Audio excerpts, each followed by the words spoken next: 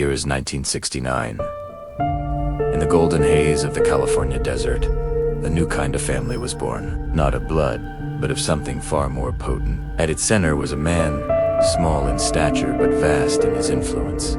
A failed musician with eyes that promised a revolution of the soul.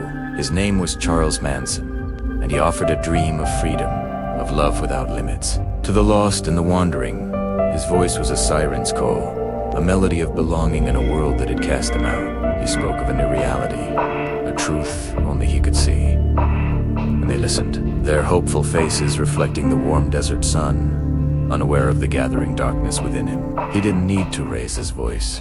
His power was a quiet current, pulling them gently into the depths of his own delusion. He promised them a place in a beautiful new world, but the path he paved was with their own surrendered wills. They found their sanctuary far from the skeptical eyes of society, at a place called Spawn Ranch. It was a rustic, forgotten movie set, a fantasy world where the lines between performance and reality had long since blurred. Here, in this dusty isolation, the world outside ceased to exist. There was only the family, and there was only Charlie.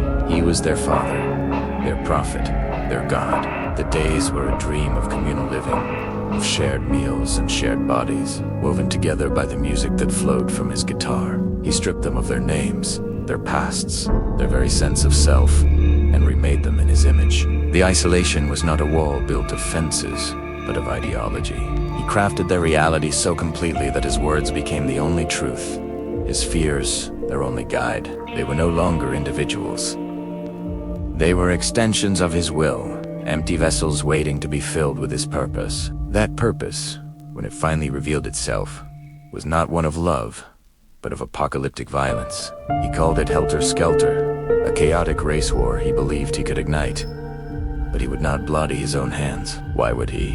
When he had his family, he sent them out into the night, his children, with his twisted scripture echoing in their minds. They went to the pristine homes of strangers, places filled with the very life and success that had eluded him. With a chilling devotion, they carried out his commands, turning suburban tranquility into a tableau of unimaginable horror. The acts at the Dayton La Bianca residences were not born of personal rage, but of a terrifying, hollow obedience. They were crimes committed by smiling faces, by followers who believed they were birthing a new age through bloodshed. Their actions a testament not to their own evil, but to the complete and utter success of his manipulation. The discovery of the crimes shattered the peace of a nation already on edge. The media descended, their cameras and microphones hungry for every gruesome detail. The story was irresistible. A charismatic guru, his harem of young, impressionable followers, and a level of brutality that defied comprehension. The trial became a circus, a national spectacle. Manson, with a swastika carved into his forehead, played to the cameras with unnerving glee, solidifying his image as the new face of evil. The family members, particularly the young women, became objects of a morbid fascination. Their unwavering loyalty, their vacant smiles in the face of horrific accusations, was more disturbing than the violence itself. The media painted them as monsters, but the more terrifying truth was their humanity, twisted and repurposed for a monstrous cause.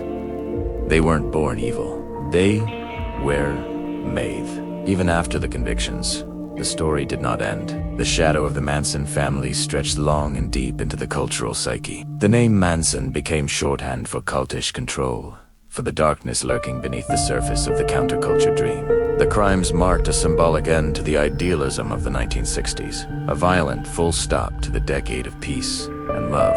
The story has been told and retold in books, films, and music, a modern folktale warning of the power of charisma and the fragility of the human mind. The smiling, empty faces of the family continue to haunt the American consciousness, a permanent reminder that the most dangerous monsters are not those who scream in rage, but those who whisper promises of paradise, slowly and calmly leading their followers into hell. The manipulation, in the end, spoke far louder than the crime.